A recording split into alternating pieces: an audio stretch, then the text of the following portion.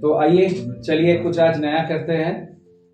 अब तक हम लोग जो ट्रायंगल का एरिया निकालना सीखे हैं वो हम लोग क्या फॉर्मूला से सीखे हैं। एरिया ऑफ ट्रायंगल क्या होता है? एरिया ऑफ ट्रायंगल आपने जाना है होता है half into base into height.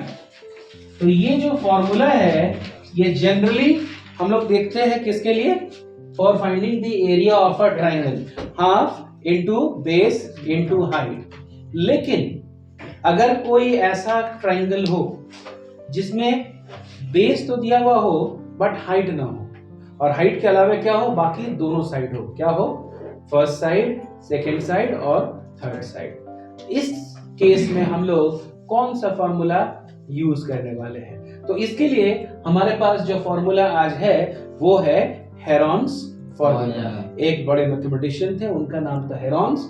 उन्होंने इस फॉर्मूला का इजाद किया था, इसीलिए नाम उनके नाम से ही आया हुआ है, हेरॉन्स फॉर्मूला। तो चलिए इसको आज हम लोग सीखते हैं। तो ये फॉर्मूला नॉर्मल फॉर्मूला है एरिया ऑफ ट्रायंगल निकालने के लिए, और आज हम लोग सीखेंगे कौन सा फॉर्मूला? Heron's formula. तो हेरॉन्स फॉर्मूला में चलिए देख लेते हैं, एक ट्रायंगल ले लेते हैं। ये है ट्रायंगल, और इस ट्रायंगल में तीन साइड्स है, ए, ये दूसरा साइड है बी, एंड ये तीसरा साइड है आपका सी। तीनों साइड का मेजरमेंट आपको दे दिया गया है, ए, बी और सी। अब क्या करेंगे हम लोग? ये तीनों साइड का मदद से ट्रायंगल का एरिया निकालेंगे। तो सबसे पहला स्टेप जो हम लोग आज करने वाले हैं वो है फाइंड द सेमी पेरीमीटर। क्या खोजना है? Semi perimeter. Semi perimeter is given by the letter small S, और सेमी पेरीमीटर खोजते हैं first side A plus second side B plus third side D. ये क्या हो गया? पेरीमीटर। और पेरीमीटर को डिवाइड कर देंगे बाय 2, हो जाएगा क्या?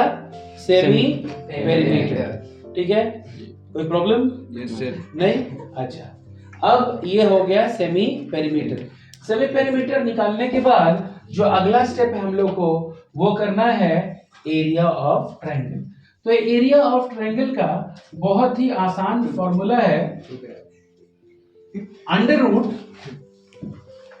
सबसे पहले semi perimeter S into S minus first side, that is S minus A, into S minus second side, ठीक है, into S minus C third side.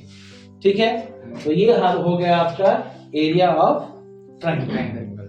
तो ये फॉर्मूला से आपका क्या है? ट्रायंगल का एरिया निकल जाएगा, और इसी को हम लोग बोलते हैं क्या? Heron's formula. इसमें फर्स्ट स्टेप क्या है? फर्स्ट स्टेप हमें सेमी पेरीमीटर निकाल लेना है। पेरीमीटर क्या होता है? The sum of all the three side, A plus B plus C. ये तीनों साइड जब ऐड कर लेंगे तो निकल जाएगा हमारा पेरीमीटर, और पेरीमीटर को जब डिवाइड करते हैं बाय 2 निकल जाता है हमारा सेमी पेरीमीटर। और हेरॉन्स फॉर्मूला ये कहता है कि अगर मुझे एरिया ऑफ ट्रायंगल निकालना है तो फॉर्मूला होगा under root semi perimeter into semi perimeter minus first side into semi perimeter minus second side into semi perimeter minus third side. In short क्या बोलते हैं? Under root S into S minus A into S minus B into S minus C। ये हो गया आपका area of triangle. ठीक है, समझ में आ गया? अब क्या इस फॉर्मूला को यूज करते हुए क्वेश्चन बनाएं? Yes sir. चलिए बनाते हैं। सबसे पहले हम लोग एक क्वेश्चन लेते हैं। कौन सा नंबर क्वेश्चन आप बताइए? आप पढ़िए, सेकंड थर्ड नंबर क्वेश्चन पढ़िए। There is a slide in a park. One of its side walls has been painted in some color with a message, "Keep the park green and clean." If the sides of the wall is 15 meter, 11 meter and 6 meter, find the area painted in color. ठीक है, एक park है और एक park में एक slide है। Slide का जो एक दीवार है वो ट्रायंगुलर शेप में है, उसमें लिखा हुआ कीप द पार्क ग्रीन, और उसमें 3 साइड है उस ट्रायंगल का। क्या क्या मेजरमेंट्स है? पहला साइड 15 meter, 15 मीटर, 11 दूसरा meter, साइड 11 मीटर और तीसरा साइड 6 meter. 6 मीटर। तो चिल्ड्रन ये सबसे स्ट्रेट फॉरवर्ड क्वेश्चन है हेरॉन्स फॉर्मूला का, तीनों साइड आपका दिया हुआ है। तो सबसे पहले हम लोग क्या निकालेंगे, s निकालेंगे। s कैसे होता है, a plus b plus c by 2, that is 15 plus 11 plus 6 by 2। 15 plus 11 plus 6 कितना हो गया, 33. देखिए 15 प्लस 11 कितना हो गया, 26, एंड 26 प्लस 6 कितना हो जाएगा, 32। 32 बाई 2 दैट इज 16 मीटर। सो हमारा सेमी पेरीमीटर कितना निकल गया, 16 मीटर। अब हम लोग करेंगे एरिया निकालेंगे। एरिया का फॉर्मूला होता है under root s into S minus first side, s minus second side, s minus third. हो गया, दैट इज अंडर रूट पहले 16, उसके बाद into 16 minus 15 into 16 minus 11 into 16 minus 6 कितना हो जाएगा, under root 16 into 1 into 5 into 10।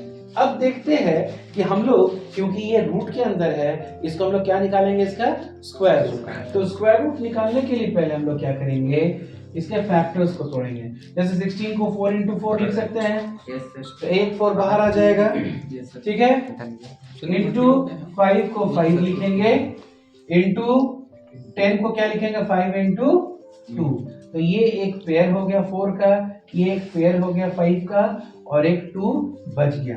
That is, अब root देखिए, स्क्वायर रूट क्या कहता है कि अगर आप उसको फैक्टराइज कर दे तो हर एक पेयर से एक नंबर रूट के बाहर आ जाएंगे। तो यहाँ जो है एक 4 बाहर निकलेगा, एक 5 बाहर निकलेगा, लेकिन रूट 2 रूट के अंदर बच जाएगा। तो 4 बाहर निकला, इंटू 5 बाहर निकला, और रूट बच गया 2, that is 20 root 2 metre square. क्योंकि ये एरिया है इसीलिए आपका यूनिट क्या हो जाएगा, मीटर स्क्वायर। याद रखिएगा, जब भी आपका तीनों साइड का सेम मेजरमेंट होगा, सेम यूनिट होगा, तभी आप आगे बढ़ पाएंगे। मान लीजिए इसमें 2 में मीटर होता है, 1 सेंटीमीटर में होता है, तो उसको कन्वर्ट कर लेते मीटर में, क्योंकि तीनों को सेम यूनिट में होना है। तो अब आंसर किस में आ जाएगा, क्योंकि एरिया है, if all the lengths of the 3 sides are in meter, then आपका आंसर किस में आएगा, मीटर स्क्वायर में। अगर तीनों साइड का यूनिट होता सेंटीमीटर, आंसर किस में होता है, centimetre square. So by this way हमने आज क्या सीखा, हेरॉन्स फार्मूला, और हेरॉन्स फार्मूला से कैसे क्वेश्चन बनाया जाता है ये आप लोग समझ गए। अब नेक्स्ट वीडियो में हम लोग क्या करेंगे, और क्वेश्चन, थोड़ा कॉम्प्लिकेटेड फॉर्म ऑफ क्वेश्चंस हम लोग बनाएंगे। So till then, good bye.